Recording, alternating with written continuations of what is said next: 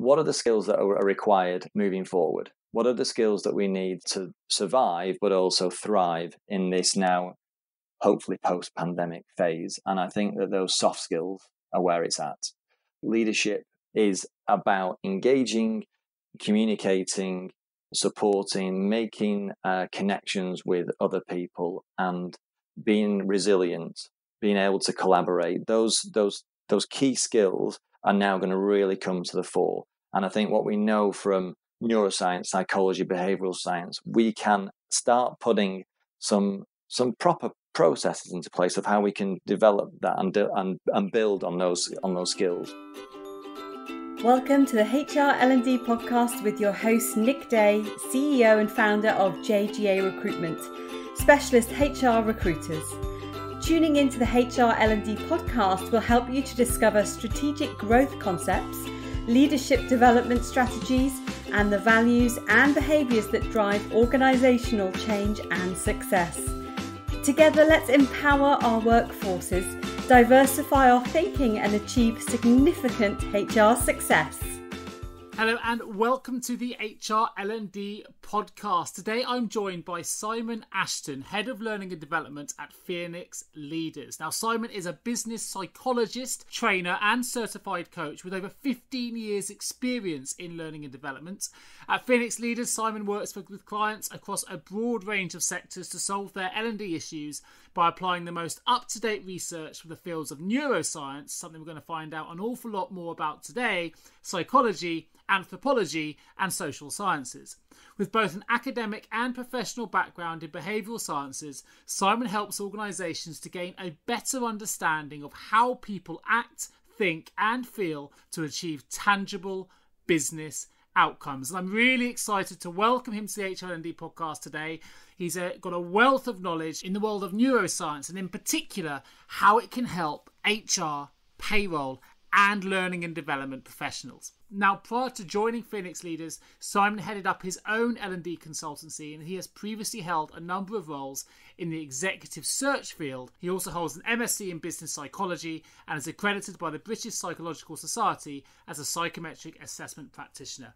So sit back, relax and enjoy this podcast all about how neuroscience can help us all become better leaders for the future. Enjoy!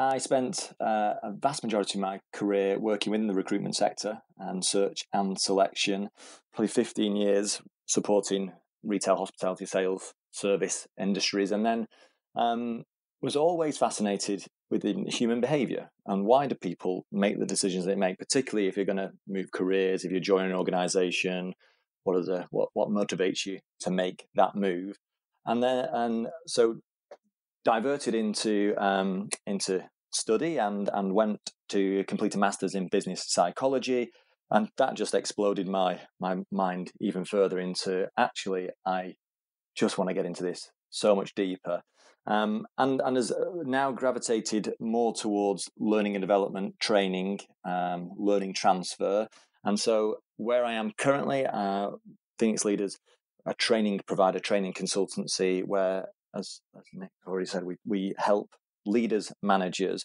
predominantly within the softer skills, human skills, 21st century skills, but it's very much about using evidence-based psychology, neuroscience, behavioural science to make sure that we're maybe dispelling some of the myths that are out there in regards to what is best practice and how organisations are engaging with their members, their teams, how they're helping them develop, how we're motivating them, and using the research from psychology, neuroscience, etc., to maybe present a different way of doing that and getting and improving and helping organisations perform better. So that's where I am currently. Super, fantastic. I'm desperate to get into the question of neuroscience and in particular how we can use that to gain a deeper understanding of how we can improve our leadership skills. But I wonder if you could just position what neuroscience is for the listener group. For some it might be obvious, for some it may not be, but also how it relates to psychology, and just want to give us a bit of a platform, if you like, to start the discussion by just defining what those terms mean in a little bit more context before we jump into the deeper stuff, if that's okay. Yeah, absolutely. So for me, the neuroscience is the study, the research into the brain and the nervous system. And therefore, that impacts not just in terms of cognitive, emotional process, but also physiological process. How does the brain then interact with the body as a whole? And it is very much a system. So neuroscience considers the brain and the nervous system, whereas psychology is around the theory of mind, let's say, and understanding actually how do we think, how do we engage with the world, where does personality fit into that, where does motivation fit into that. So two very big subject matters, two very big areas of research. And I think where psychology has very much been embedded within leadership development for a number of years, neuroscience is relatively new as a field of study and a field of research. I am not a neuroscientist. I am a practitioner of neuroscience research. But I think at 20 years old in terms of neuroscience, that is new, that is young in comparison to psychology. And therefore, what we're finding and what's being presented in the field of neuroscience is fascinating and how it can be applied. I think what we've got to be careful of as well, though, is that one piece of research doesn't mean, therefore, that is taken as granted and that is a given. But I must say some of the information around neuroscience, particularly around threat and reward, how the brain responds to perceived threat in terms of how do we then turn into survival mode and how do we become most productive and best productive? How does the brain take stimuli and how do we interact with our environment and other people? I think that's shining a light on things that maybe I haven't seen before. Fantastic. I think that's given us a really good overview, and it's worth mentioning, if you heard my introduction as well, of course, you're coming from the learning and development side of this, and you have had your own L&D consultancy. You're very much an HR and L&D practitioner with experience and a real interest in the research into neuroscience, which is something we're going to delve into a little bit more deeper now. And I guess my first question would be then, how can we begin to gain a deeper understanding of emotional responses to help improve our leadership skills? We know emotion impacts every single thing that we do. I think for many years, we've always we leave emotions at home or outside of the workplace, and that we believe that the human being is a very logical, very analytical, very methodical planner, thinker, doer. But actually what we've recognized through the research and over time is that emotions sit in every single aspect of where we're at. And I think for me, one of the key factors where we're at currently is, I think, emotional intelligence. As we know, we're still in the pandemic. We're starting to move to a different phase right now. But I believe that words and phrases and terms such as emotional intelligence are being heard, being talked about, being engaged with so much more. But I think that also emotional response, we're under a lot of pressure. Well, everyone's under a huge amount of stress right now, be that still balancing childcare and working environments, still being apart from loved ones. We've still got the budget constraints, the managing of budgets. We've still got sales targets to achieve. We've still got difficult decisions to make. And therefore, how do we use and how do we engage with our emotions to be able to manage this situation is massively important. So I think we need to turn away from the fact that we're not just robots who can be logical and methodical and analytical. We are human beings who are overtaken and maybe react to our emotional responses every minute of every day. And the more that we can get the neuroscience and open neuroscience into that, I think the better for leaders and managers, because we're in a knowledge age, and I think the more knowledge we can consume about how we think, feel, behave, act is massively important. Sure. And are there tips or are there triggers we should look out for to help us gain a better understanding if we are starting to follow an emotional response that perhaps isn't going to benefit us in the way that it could? Are there things that we should be more inwardly aware of? So self-awareness is a starting point within terms of emotional response and emotional intelligence. Understanding what triggers us at certain situations. What is it? Which colleagues? Which pieces of work, what's the deadline around understanding actually what is it that makes me feel, and I think makes me feel, I think is a really good point to make, is that we feel it physiologically. You feel a tense jaw, you feel a tense shoulder, you feel yourself probably breathing more shallowly than you would do normally.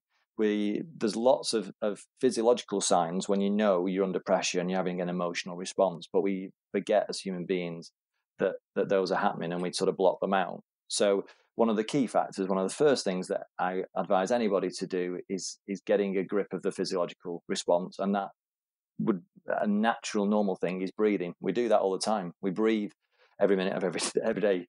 But I think that we forget that if we're doing shallow breathing, we're not getting enough oxygen to our more logical and thinking parts of the brain. So just taking that step, just to engage with, first of all, I'm sensing this trigger, I'm sensing the physiological response, and then getting that physical response under control by engaging some slower, deeper breathing. It sounds really basic, but it works. It works in mindfulness techniques. It works in meditation. That's what it's all in yoga. That's what they're all based in. But I think that we sometimes think that if we can give ourselves a bit of clarity and that moment of to respond rather than react, I think, yeah, that's my first tip. Oh, excellent. Perfect. Now, I know at the minute, one of the hot topics, particularly during this global pandemic, and it's been very difficult for managers to adjust and for leaders to adjust to suddenly managing remote workforces. It's put strains on trying to manage existing workflows whilst leading teams. There's been a big element of trust that's been required to ensure people are working in their home offices and bedrooms and sheds, wherever it might be, whereas before you were able to sort of manage them and be able to observe them more easily, I guess, in an office-based environment.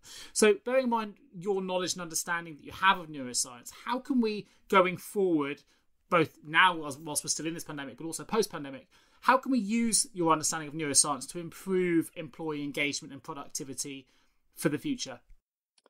So engagement and motivation are very closely linked. And I think that now more than ever, a scenario that I've heard before in the past is we need to understand which of our people, first of all, do we want to support and engage and motivate in our organizations, but actually, do we actually know what motivates our people? What are we having the dialogue, the conversations to be able to turn around and say, yes, I understand your pressures, I understand your challenges right now, I understand actually, because motivation from a psychological perspective, I'm sure many of the listeners have maybe read Daniel Pink's Drive, but there's also the work that's built off the back of that by DC and Ryan around the autonomy, belonging, and competence, and those factors that we are motivated and driven by different situations at different times. And motivation is a massive topic, but I think if we can get into the bones of each of our team members and really understand, empathize, but understand what drives my colleague and my subordinate, the person in my team, on is it autonomy? Do they need freedom? Do they need control? Do they need to be able to make their own choices? Do they miss the team scenario? Do they miss the belonging of the group, the togetherness, the connections that are made when we are face to face, and more so when we're not face to face? Actually, some people feel more belonging in this virtual space that we're in, this sort of expanded space where we are. But a lot of people are missing that connection, that belonging, that feel of connectivity. And also, the next thing, do I have the skills? Do I feel I have the skills to be able to deliver what I am asked to deliver on a day-to-day basis? Am I competent enough? Am I? And that's not just about skills, but that's about what's my journey in terms of learning in general. Where am I at? Because we know that in terms of, if we're looking generationally, there aren't enough positions. We can't, if you're viewing your progression up an organizational ladder just by promotions, then you're going to be disappointed because there aren't enough positions to attach to allow people to jump up a layer. But what we are looking at now in terms of more millennial Gen Y, I think, is about collecting skills, collecting capability, collecting experiences to be able to then help us tackle our career longer term. And then the other big thing that we've missed out is purpose, the meaning. Why do I come to this role? Why do I come to this organization? Why do I come to this job? What drives me? So if leaders can get into those key areas, first of all, understand what makes this person tick, what makes this person move and move towards rather than moving away. I think that's a really key starting point. But a lot of individuals are a bit worried about having that conversation because they might uncover things that they don't really want to deal with or tackle. Sure. And you also have to admit to yourself that you may be lacking some skills, and that can be difficult from an ego perspective. And just, not all of us want to admit that we have a skill shortage somewhere, and you have to sort of look inward to find those sometimes. But interestingly, some of the things you were talking about there, and talking about the Gen Y and the way that the employee experience has changed. So with that in mind, obviously we've moved a long way away, in my view, from how people used to lead teams in the past. It was probably a little bit more, you mentioned the book Drive, which I read some time ago, but I know he talks a lot about the old methods of motivation between carrot and stick in that book and how we've moved forward. How have you seen leadership change over, since you've been studying the subject, I guess, and how would you describe the role of the modern leader, if that's the right term? So I am a big advocate of servant leadership, which therefore is putting the team, the people who are your followers, at the focal point. You as a leader are not there to be the hero, the individual that comes in and saves the day. You're there to support, facilitate, and keyword coach the individuals to be able to deliver what they're coming to work to deliver.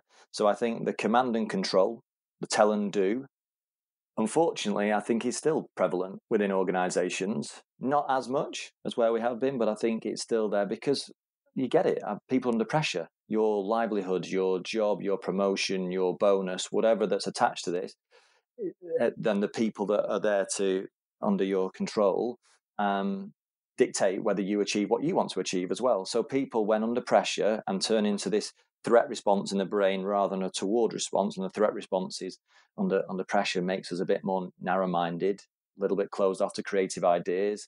We tend to then jump on and micromanage. So I think where we're looking at that, we have transferred to more of a coaching leadership role. I very much believe that. But again, the organization's culture, the pressures that individual faces, how often do they flip back to the tell and do and command and control? And culturally, in different countries, in different parts of the world, that can differ as well, because that's the way that the organizations have done it forever, or that's their style. But I think that for me, servant leadership, that putting your people at the heart of what you do, that you come to make sure that they are supported, that you're there to guide them, that you're not giving them the answers. I was given some great advice that probably most individuals in most organizations, in terms of leaders, do the job of the person below them. They feel that their life is you're under pressure to be able to deliver and justify your own existence and the results of your team, and therefore we tend to go down a level rather than up a level or maintain at our level. So we're always trying to answer the problems, solve the problems, deliver the answers to the people below us, and therefore productivity is massively reduced because that person's not being paid for what they're actually trying to do. They're being paid for the job below them. I'm not sure if you'd agree, but I think that's obvious at times. I'm definitely in your camp. I think I'm going to play a bit of devil's advocate. I agree with you, by the way. I think everything you've said is exactly the way that I would like to see myself as a leader, and the way I think we need to lead going forward. I think the way that people lead has changed significantly. Certainly since I've been in recruitment over the last 20 years, I've seen a fundamental shift in the way that we engage our employees, and the way that I've seen successful leaders rise to the top because of the way that they engage their employees. And I do think that they go hand in hand with promotion. The reasons people get promoted is because of the way that they're leading the people below them, in the hierarchical structure sense of things. However, to play devil's advocate slightly, can we go too far one way? And I'll give an example. I'm a huge football fan, so I follow the Premier League, and there used to be a relationship within my lifetime where the management was in charge, and you signed a contract with a club, for example, and you served that contract, and that was what happened. Whereas now, it's the amount of money in the game may be a reason for this, but also you find the players have a lot more control now than the managers, and actually if the players aren't happy with something, and in this instance you can reference this as being the employee, if you like, they're able to actually influence change and cause management departures sometimes because they're not happy. And I think at the minute we're in a culture where certainly brands are really focused on retaining employees rather than attracting them. And that's been a shift in the recruitment space, which I know you've done recruitment as well, so you've probably seen that. Where now brands are really looking to engage employees, retain top talent, keep them happy, try and reduce attrition, and it's less about attraction. So with that in mind, can we go too far in one direction where it becomes too much about the employee at the risk of leadership, really, at the risk of that kind of structure? Yeah, I think it was one of your previous guests. Was it Richard Watkins talking about collaboration, where I think a leader will automatically fall, and a leader will come to the fore anyway. And I don't think we can have these super flat structures where everybody has a say. But I think it's about using the information to be able to allow people to have a voice. I think people want to be directed at times. They want to be able to follow somebody, and they want to be at times told what to do. I don't think too much choice. There's the experiment. There's a bit of research around jams. I'm not sure if you heard of it, but if they did an experiment where a group of people had a choice of 6 jams to go for, or they had a choice of 24 jams to go for. And actually, what we found is that the confusion of having too many choices, too much control, too many options, therefore makes it very difficult to make a decision after all. So I do believe that there needs to be direction. Of course there is. I don't think everyone can completely be self-led and these self-led teams. But I believe there is a harmony. There is a halfway house, absolutely, where we can make sure that the leader still is driving the strategic, the objective, the vision, the goal. But I do believe that the teams can have a greater say if a leader is aware of, again, what triggers their motivation, what triggers best practice from neuroscience anyway. Sure, I think that plays in. I know that certainly empathy, I think, is probably more important now than it was in terms of a leadership quality in the past. Certainly from my perspective, I'd like to. That's sort of one emotion that I connect with as I think as being an important one for leadership. Obviously, I know you'll know a lot more, and I don't know whether we should or shouldn't be labelling emotions. But what's your view then? I know that so. To give some context to this, my mum actually is a doctor in baby development studies, so she does a lot of studies of the brain. I know that it's the amygdala that is the part of the brain that's associated with anxiety and avoidance behaviour. What's your view as an expert in terms of how we, should we be labelling emotions? Should we be, how does the amygdala respond from a leadership context that would be useful for leaders listening to this to get a better understanding of? Yeah, so I think a great book that I would recommend people to pick up is The Chimp Paradox by Professor Steve Peters. And he talks about, simplifies neuroscience in regards to how the brain is structured. So we've got the chimp, which is the limbic system, which includes the amygdala and that area that has the hypothalamus. And I won't go into too much detail, but there's that key region that looks after the emotional response, the first thing that tends to trigger or respond to the stimuli that we see. Then the other side of it is the human part of the brain, which is that thinking part. And I think that first bit of information, knowledge, for me, I mean, I know obviously the depth of it, but actually for somebody who's coming new to neuroscience and understanding the emotional response, the chimp, as is described, is that first thing that either reacts or reacts to negatively and tends to be there to defend that individual, survive and make that person survive. And I think by understanding that part of the brain, so you can, yes, label emotions, anger, sadness, frustration. I think that's fantastic. But actually going a bit deeper and actually labeling, okay, this is this part of the brain that's doing, and it's there because it's protecting me and it's looking after me and it's wanting me to survive. But actually, is what I'm reacting to actually what I should be reacting to? And so we need to then get the thinking part, the more logical part of the brain, into gear, which where the breathing comes in, and at the starting of our conversation. But it's understanding that there is a lot going on in our human brain, and that just talking about the amygdala or just talking about single emotions absolutely helps. But I think we need to be aware okay, I'm feeling this, I'm understanding, but most of the time people don't recognize what's going on. Most of the time you've actually reacted, you've shouted at, responded to, sent back that email in frustration to a response that you feel has been overly curt or aggressive, and that's your chimp responding to that message, that email.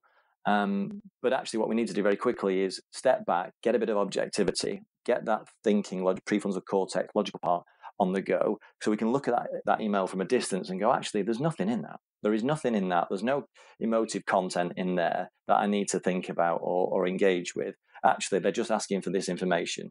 But it's our chimp that's reacting to, oh, they think I'm not very good at this, or they're putting me under pressure because I need to do it. So we start creating this sort of internal dialogue. So label emotions is great. Yes, I'm feeling angry, and it's known to help dissipate that emotional response. But I think we can go a bit bigger than that and actually recognize there is the brain is there to protect in the first instance, but is it protecting me for the right reasons, the right things? Absolutely love that. I think I can certainly think of a few examples where my chimp in this context has jumped in, particularly with emails, because we can't read tone in an email. Well, we can interpret tone, but our brain will create, well, my brain certainly will create a response to an email that's come in, but I will add the tone to the words that I'm reading, and quite often the tone I give to those words will be the incorrect tone. And usually this happens when I think it's negative. If someone's challenging me when I think it's unfair, suddenly I've added a voice to that message over to me, and I've created this thing in my head that probably was sent in complete innocence, but I've read it differently, I've interpreted it differently, and that it's funny how it channels so many different emotions in you when you read something, often incorrectly, because you've added that tone to it. And I guess that kind of links to your breathing thing that you mentioned there, because I'm a big believer on, if I want to respond to an email that I've had that response to, I tend to sleep on it, which I guess is another way of breathing and taking a bit of a pause. And I will very rarely want to write the same response I wanted to write the following day. When I've had time to sleep on it, think on it, and reflect, and come back the following day, I always tend to read it differently. So is that kind of an example of what you were referring to? That's great. It's giving yourself space, ultimately, to be able to think more logically rather than, let's be honest, the brain focuses on negative 5 times more than it focuses on positive. So the brain is constantly looking out for what we believe to be a very negative environment, or things are out to get us a lot. And that's pretty much seems to be solid in the research. So if we put that into perspective, we're constantly looking for things that are going to hurt us or affect us psychologically, physically. And actually what we need to recognize is, if the brain is constantly doing that, we need to counter that by trying to get into a more objective and positive place to be able to then look at things and engage. Because as soon as we meet new people, we're constantly on the lookout to see, can I trust you? Are you a friend or are you a foe? Without even doing anything, are you with me or against me? We're viewing people as are they a threat? And I think that can be anything, new assignment, new project. If you're looking at it from a towards perspective, this is what I'm going to learn. This is a great new project. I'm going to learn this. We're going to meet new people. I'm going to build new relationships. It could potentially help with my career. Or most of the time people are going, but if I get it wrong, it's going to affect my career. If it doesn't go right, I'm going to affect some relationships. My boss is going to think less of me. We tend to, as humans, go on the negative side. So just by understanding that as a piece of information, we can then start thinking, everything that I'm delivering to my team and my people, they're always going to look at it as in, but how's it going to affect me? How's it going to affect me in a positive or negative way? I never knew that. It's the first I've heard that we focus on negative 5 times more than we do on the positive. That's I've learned that today, and it does make sense. I'm certainly someone who, and I'm sure others are like me, because my wife's the same as I am, so there'll be others listening to it'll be the same as this. But you start with something small that's an issue, and actually this has probably happened in the pandemic, to be honest, where the media is really, the amount of negativity that's been reported, and we all kind of focus on that. But I get one little bit of bad news, and if I don't have time to process it, that I create stories in my mind where suddenly then this could happen. If that doesn't happen, then this happens, and then this happens. And by the time you've actually got to grip with what the original issue is, kind of dissipated. But in my head now, I've created a gigantuan problem that's had so many negative knock-on, probably 5 times worth of knock-on effects, because I've created this story in my mind of, if this doesn't happen, then all these knock-on things will happen. And they always seem to be negative. It's very rare that I do that with the positive mindset. Maybe I need to shift that around. I'd consider myself a very positive person, but I do know that sometimes if something negative happens, it's very easy to build that story, and you build a narrative around it in your mind, and suddenly it becomes something that's much bigger than the original sum of its parts, if that makes sense. Definitely. It's catastrophizing is the term if you're looking at cognitive behavioral therapy. And so what we're saying is, oh, I've just done a bad piece of work, or that candidate, in a recruitment sense, that candidate isn't going to start. Therefore, the client's going to think that I'm not very good anymore. We're in a really tough environment. They're probably going to go and look at another supplier. I've lost that client forever. I've lost that client means I'm going to lose other clients. That means that, therefore, my business is going to fold. I'm then going to lose my house. My wife's going to leave me. My kids. It continues. Do you know what I mean? You can just take. I mean, that's a massively extreme scenario, but we do that the same with lots of things. I mean, I'm not saying that everyone does that. There are lots of people who can very quickly flip that and reframe it, and very quickly look at, a traffic jam actually isn't a traffic jam. Traffic jams don't exist anymore because we tend to all working from home. But if you're sat in a traffic jam, actually it's an opportunity to maybe catch up with somebody else or listen to a podcast that you've not listened to before, rather than getting frustrated, annoyed about the situation you're in. Let's reframe it. Let's look at it from a different angle and look at it as if, okay, well, I can now go and give my mum a call because I've not spoken to her for ages, and actually see how she's getting on. Have you ever asked yourself, how can any recruiter understand my HR recruitment challenges? Please don't give up on your hiring challenges just yet. Here at JGA HR Recruitment, we appreciate the difficulties associated with attracting, recruiting and retaining top human resources talent. We also understand just how costly a poor hire can be. JGA HR Recruitment would like to partner with you to help you overcome your hiring challenges. Contact us today on 01727 800 377 or visit jgarecruitment.com to find out more. Shaping the future of human resources together. Final questions. So let's bring it back then to the behavioural science side of things. How can we use behavioural science then to really improve our leadership capabilities? I think what I find leadership capabilities is understanding actually what are our strengths. So where are we coming from in terms of what are we great at? But I think that one of the things, particularly from a learning and development perspective, is that in the training that we're doing, I think what are the skills that are required moving forward? What are the skills that we need to survive, but also thrive in this now, hopefully post-pandemic phase? And I think that those soft skills are where it's at. In that now, leadership is about engaging, communicating, supporting, making connections with other people, and being resilient, being able to collaborate. Those key skills are now going to really come to the fore. And I think what we know from neuroscience, psychology, behavioural science, we can start putting some proper processes into place of how we can develop that and build on those skills. Because I think the IQ, talent around IQ and intelligence, of course, we would love to have intelligent human beings, but ultimately, that's only a very small part of the puzzle now. And I think we talk about EI, emotional intelligence, as being a soft skill. Those are the things that make a leader the best leader they can possibly be. Everyone wants a leader who's competent. Everyone wants a leader who is intelligent, but really people want a leader who listens, who understands, who shows empathy, who is resilient themselves under stressful times, who can communicate their message in the right way, who can build great teams and collaborate with great teams, can manage conflict when it arises at the time as well.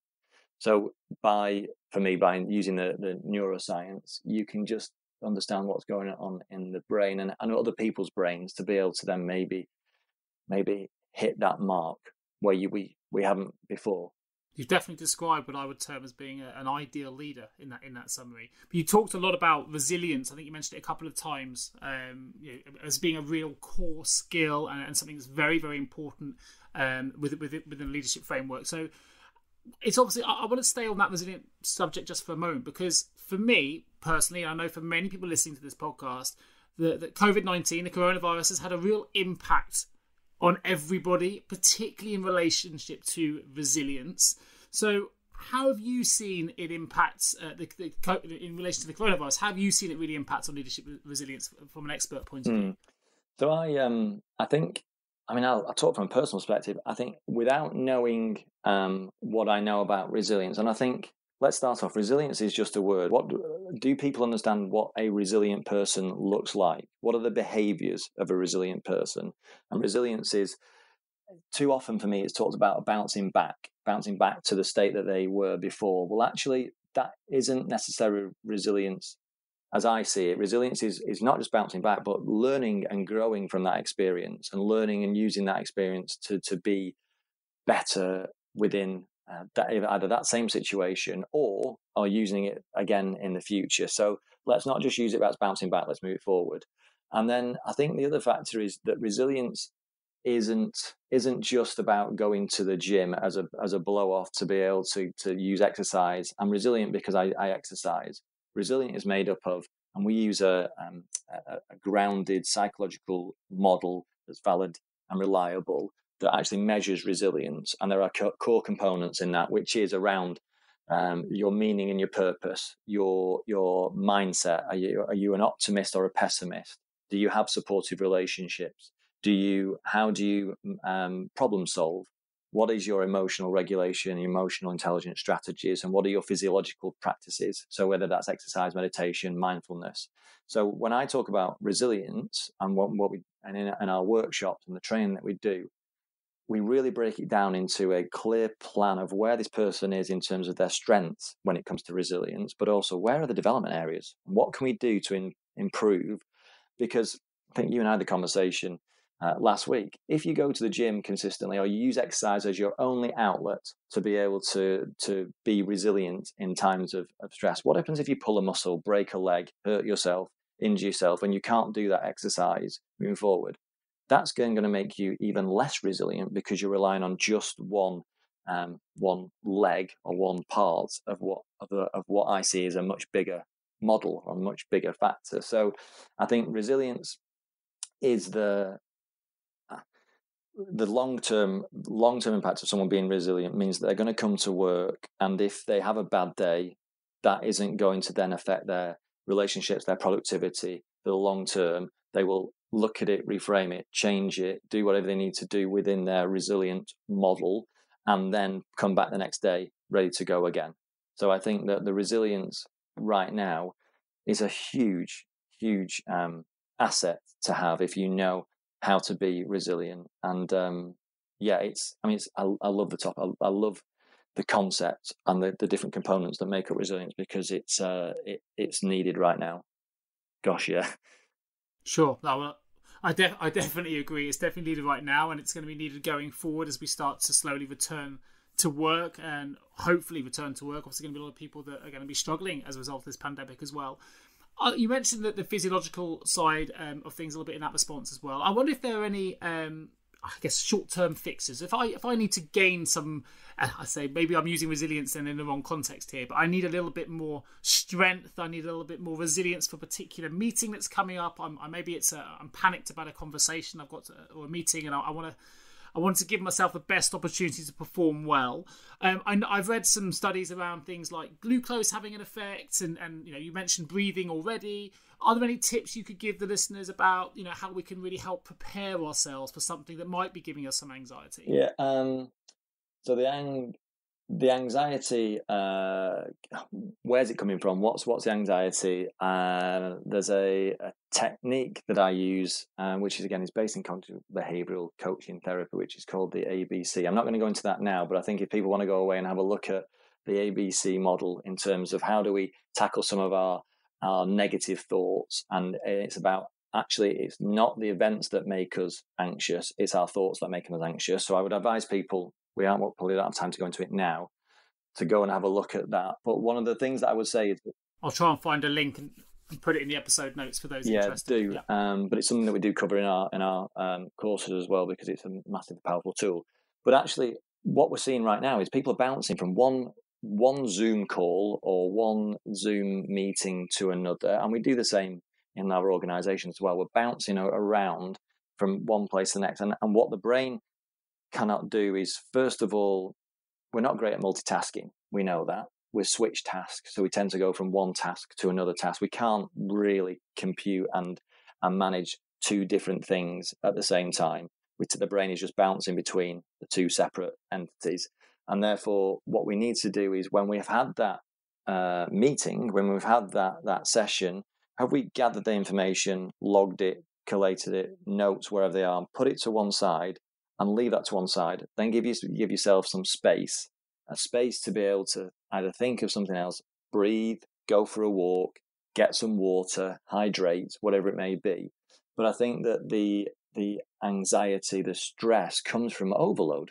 With that cognitive overload, be that competing commitments, be that challenges of guilt around not spending enough time with my kids, or whatever it may be. There's lots of stuff that's going on there. But I think that we've got to give ourselves, break it down into components of this is this meeting. And it's very hard because things bleed into each other.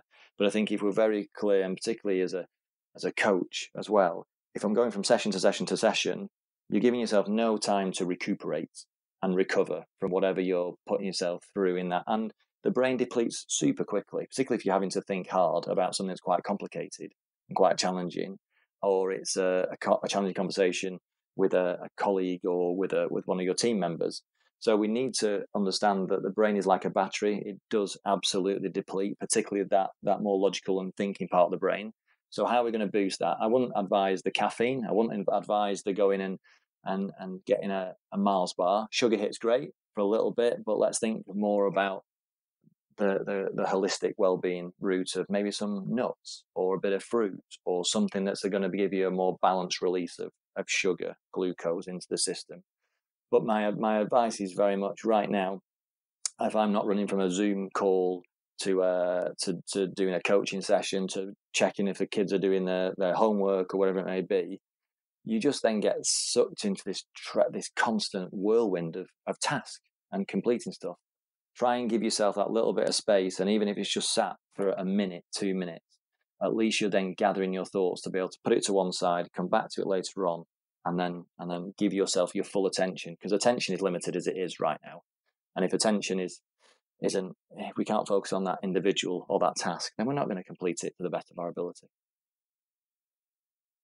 Sure. Although you have just described exactly what I do, which is grab a coffee and a Mars bar. And you know what? A Mars bar is exactly what I have. My mum told me years ago, before every exam, have a Mars bar. I don't know why, it's just stuck with me, so I always do.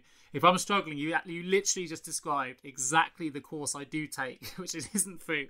I grab a coffee, I grab a Mars bar, I take that time to eat it, to kind of take the breathing space I need, and then I go in. But maybe I'll try and readjust that to something slightly more healthy. But I know, is there more science you could give us regarding how glucose affects the brain and how that works and how that can support us, albeit probably from a better source than I'm getting it from at the moment? So again, I'm not a sort of a nutritional specialist, but I think what we know is that the brain is so energy hungry that it saps it's when we come to the end of the day and we think, I've not really done anything today, or I'm not. The exercise, tiredness from an exercise perspective and fatigue from being out in the garden or doing some sort of physical work is so completely different to that mental fatigue, that cognitive fatigue that we have. And we know that from headaches and from the challenges that we can't sleep because our mind's constantly worrying. But I think that the glucose is to keep the brain topped up to the right level, to make sure that, because again, if we then have glucose spikes, then we have caffeine spikes, again, we may feel like we're on fire, but actually we may be talking way too quickly, we may be not being able to actually focus our attention properly. So I think there are experts out there who can tell you much more about how glucose affects the brain, but what we do know is when we're depleted, we've skipped lunch, we've skipped drinking any water during the day, we've not maybe had a stretch or a rest or a break from what we're doing, we know that the brain then is in the red lines on the battery zone, and we're not going to perform as well. Sure. No, I think that's fair. So let's bring it back then to healthy workplace relationships. I still want to leave it on talking about brain. I find it fascinating. So how can healthy working relationships stimulate and motivate our brains? Why should we really be focused on improving the healthy workspace to help with things like motivation, and what can we do to try and achieve that? Relationships, I think again Richard Watkins talked about, we've lived in and survived in groups forever, so we need groups to allow our continued success, but then we also want our own individual perspective in that group. So we need groups to survive, and if we're not part of that group, we know that the brain feels social exclusion, that social pain, in the very similar part as we feel physical pain. So if you're punched in the arm or you hurt yourself, the pain receptors are not in a dissimilar region to then being not invited to that party, or not invited to that meeting, or not invited to take part in a project. So I think first and foremost, we're social animals, and we react very keenly to our social interactions and our social environments. And that's something that I would focus on and think about if you're a leader, is that people want to be part of a group. They get their energy from a group, and there are certain things that affect us, whether it's fairness, whether it's certainty, whether it might be autonomy. There's lots of things that may affect, actually, do I feel part of that group? And connections is where it's at. But then on the other hand, we've got to realize that people are individuals, and they want to be on their own, and they want to be treated as an individual as well. So it's a really key skill to be able to balance bringing people together and understanding what makes groups work, but on the other side, looking at what individuals require on an individual basis. And I mean, we work with teams regularly, and I think the key factor when we're looking at psychological safety, which I'm sure a term you've heard of a lot, allowing people to feel that they can communicate and voice their opinions, their thoughts, without being cut out of the group, or that they're not going to be laughed at or seen as being it's a silly idea. Right now, we need everyone's input. We need as much cognitive diversity. We need as much input as possible to help us see the answers to the problems that are being faced right now. And so being very clear on creating an environment, a psychologically safe environment where my people can say what they want to say, is hugely important. But again, that is the leader's role in that, is to recognize their own challenges, to say, actually, do I maybe jump in and want to just lead the way? Do I want to drive the agenda, the strategy, the goals? I want to drive every conversation, or do I actually need to zip my mouth for a bit, sit back and listen to the input from the people that are there? They'll then say, well, it takes too long. It takes too long to get people to take their input and listen to everyone's voice. But then you're missing the point that everyone's voice needs to be heard to be able to have that engagement and to have that involvement in where that team or that organization is heading. So I think it's the leaders of organizations and smaller teams just need to think about, actually, how do I interact with these groups? I know that we feel social pain. I know that there's us versus them, and that if I'm in this in group out group scenario, then that affects people's motivation and productivity. So it's tapping into all this research around neuroscience and psychology. I think really, really helps leaders understand what's going to make our people perform and themselves perform. Sure, you've articulated that brilliantly, and of course it makes sense now to talk a little bit, I guess, about Phoenix Leaders and what you do. You specialise in training business leaders in L&D, in human resources. You talk about communication and help with things like creativity, and obviously we've talked a lot today about leaders of the future need to be more emotionally aware. That we know, in the world today, we need to be able to communicate across different generations, different cultures, and different processes, either be it remote or face-to-face now, which has been a big rapid change recently. And obviously, we've got different types of workforces, from Gen Z to baby boomers. So as part of the Phoenix leadership business, Simon, I wonder if you could just talk to me about some of the key work you've been delivering from an HR and L&D perspective, the kind of projects that you've been getting involved in, and if someone's listening to this and says, you know what, I love what Simon's had to say. I've really enjoyed his view on leadership and the importance neuroscience has to play in how we can become better leaders. And they go, I want to get in touch. What kind of work are you doing at the moment? And tell us a little bit more about the work that you're doing with Phoenix Leaders. Yeah, so I think, first of all, talking to an L&D HR community, I think I come from this angle as, first of all,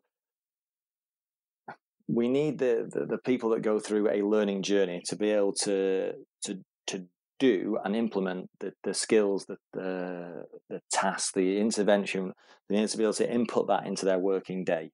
And I think that we use even in terms of structuring programs or individual workshops, be those open workshops where lots of people come together, or that they're directed just to an organization, that we use a neuroscience model of learning and how the brain learns, so that now I'm struggling with organizations, learning providers who are giving workshops over a full day, 9 to 5 online in a virtual environment. The brain cannot handle, human beings cannot handle that sort of information overload or information transfer.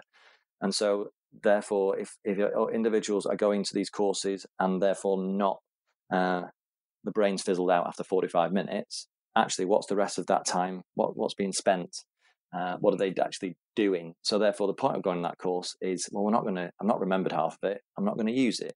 So we very much set out and set up our courses, our programs, to make sure that the learner is at the heart of what we do, but we also make sure that the learning sticks and that we build attention, engagement at the start, and that the event itself isn't the superstar or the hero of this. The event is something where we can get together and engage with ideas and show a bit of theory, but a lot of practice. But that's only part of the journey. We've got to make sure that we're getting the buy-in from the individual, and therefore our coaching sessions work afterwards to enhance that and embed that learning.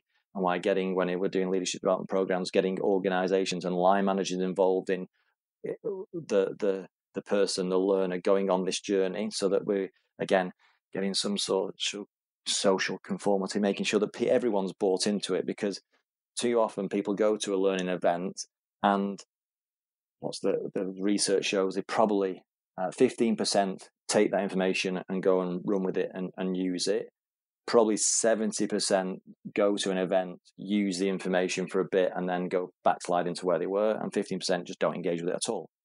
And that's a massive amount. That's a huge amount of investment that maybe isn't that. So we try and make sure that we really use the neuroscience to understand how does the adult brain learn, make sure that the information, the content is designed around the learner, and that it sticks. And so again, with grabbing the attention, setting the context, making sure that the learner understands what they're going to get from this and why it's going to work. The event itself, follow up in terms of information, assignments, coaching, whatever it looks like, and then also buy-in from the organization to make sure that these skills are being consistently used, I think is vital. Because what's the return on investment? Budgets are tight and are going to be, particularly within learning development, at times that can sometimes be the first thing to go in this current climate. I don't think it should be. I think it should be boosted and bolstered even further. But if as an external supplier, as a training provider, we've got to show return on investment and added value. And so I think that gone are the days, I'll be interested to take people's thoughts, and if they want to get in touch and have a chat about this, gone are the days of these 5-day programs back to back. I'm not sure if they actually do what they say they're going to do. I'm not sure that a 2-day course back to back, actually people are going to remember where it's at. I don't think there's enough space in between necessarily. Or how can we space these interventions to make sure that the learning does stick? Because we know that sleep really helps. So having a break in between a piece of information allows people to. So we work with individuals who want to come and expand their knowledge. We work with organizations with a team of people who want, let's talk about resilience, let's talk about conflict management. And then we do full leadership programs where we have a number of spread over maybe 6 months, 8 months, 9 months, 12 months, to be able to take a group of people through a journey. It'd be that emerging leaders right the way through to expert leaders. Amazing, fantastic. And I think what's really lovely as well is, of course, you're delivering that very much from an L&D and HR background in this sector as well. So you've got a real knowledge of the market itself and the people that you're dealing with, which I think is really, really important to have that experience to give you that little bit of an edge, if you like. And funnily enough, to bring it full circle, I actually read a recent article that you wrote, and it was back in February 2020, that was published in HR Review magazine, which was all about achieving a well-rounded employee well-being strategy. And I just want to, I guess, finish really with, it's such a hot topic at the minute within the HR communities of how can we achieve a more well-rounded employee strategy. So without giving the whole article away, because I will put a link in the episode notes so people can find it themselves, along with your contact information, which you mentioned in your last answer, so if people want to reach out to yourself or Phoenix Leaders, they can do so. But I wonder if you could just finish with a couple of tips to the HR professionals listening to this about how they could go about achieving a more well-rounded employee strategy. So this is an employee well-being strategy. Is that what you're talking about? Yeah. Yes. Yeah. Yes. So I think the key factor is we need to get the top team involved. That's the first thing. I think that we, for a lot of the things that have happened in this pandemic, a lot of good that will come out of it is around mental health, mental well-being, and well-being of people in general. And I really hope that this momentum continues to show how mental health, well-being affects the bottom line and productivity.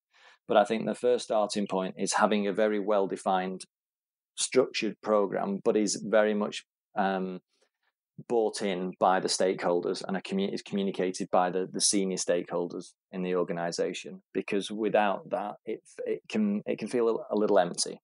And that's the same for any intervention or anything. But I think that we've got people at the senior level of the organization living this and talking about it and communicating it, I think is the first bit. But I also think that we need to look at it in the round. So it's not just mental health, and let's not just focus on mental health, but let's focus on well-being as a whole. So whether that's around the diet, the actual environment that we're working in, what does that look like now in terms of people working from home? How do we make sure that people working from home 2-3 days a week, that looks like that might be the norm moving forward?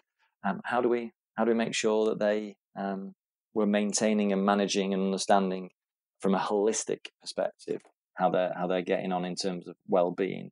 But again, it goes back to the managers. It goes back to the managers really knowing your people and understanding actually are those managers, those people who they report to, are they clear on what well-being looks like for themselves and then for the team? Because I always talk around putting your own mask on first. So if you're going to lead a group of people, and let's talk about you're on an airplane, first thing you do when the mask drop down, you're told, put yours on first before you put it on anybody else, whether it's your kids. And that's the same with leadership. If you've got to be in control of the knowledge, the information, to be able to look after you before you can then go and start engaging and helping others. I think you've put that brilliantly. I think that's a great way to finish as well. It's been a real educational journey through neuroscience and through leadership qualities. And thank you so much for joining me today, Simon Ashton, Head of Learning and Development at Phoenix Leaders. Of course, if you want to find out more, I will put links in the episode notes, or you can go to phoenixleaders.co.uk for more information as well. Again, that link will also be in the episode notes. Of course, if you are interested in finding an expert HR or L&D professional for your business and you want to work with a recruitment expert that isn't Simon, because his background is also in search, but he's come out of that now, then please do give myself a call, Nick Day at JGA Recruitment, on 01727 800 377, or you can email me at nick@jgarecruitment.com. I should ask you, Simon, actually, before I lose you, you obviously do have a background in search. What is it that took you away from the world of recruitment? I really enjoyed my time in recruitment, but I think that this thirst for knowledge to go and find out again why do human beings do what they do. I wanted to get to is there a root cause? Is there a thing? And what I found, there isn't one root cause. So I've really opened up Pandora's box in my own head. But actually, recruitment was a really great way of engaging with lots of amazing people. But I actually have lots of ex-colleagues and friends still in the recruitment sector, and I wish them well right now, which can be quite a tough time. But it's that human behaviour factor that really drove me to go and search out what else is out there.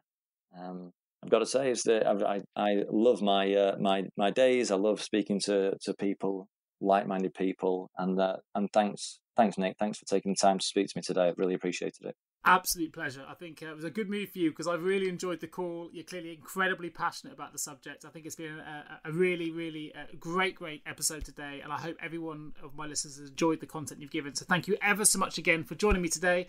My name is Nick Day, of course. This is the HR L&D podcast, and I look forward to bringing you the next guest again in a couple of weeks. But if you have a moment today, please do take the time to review and subscribe to this podcast, and please share it as much as you can with any of your HR L&D colleagues to get the message out there. And I look forward to speaking to you all again real soon. Take care of yourselves and each other. Many thanks. Thank you so much for tuning into the HR L&D podcast with your host, Nick Day, CEO of JGA Recruitment Specialist HR Recruiters. If you need any help with a current HR or L&D vacancy, then please get in touch with Nick and his team. All contact details can be found in the episode notes. In the meantime, to make sure you never miss a future episode, please subscribe to the show through any of your favourite podcast channels. Till next time.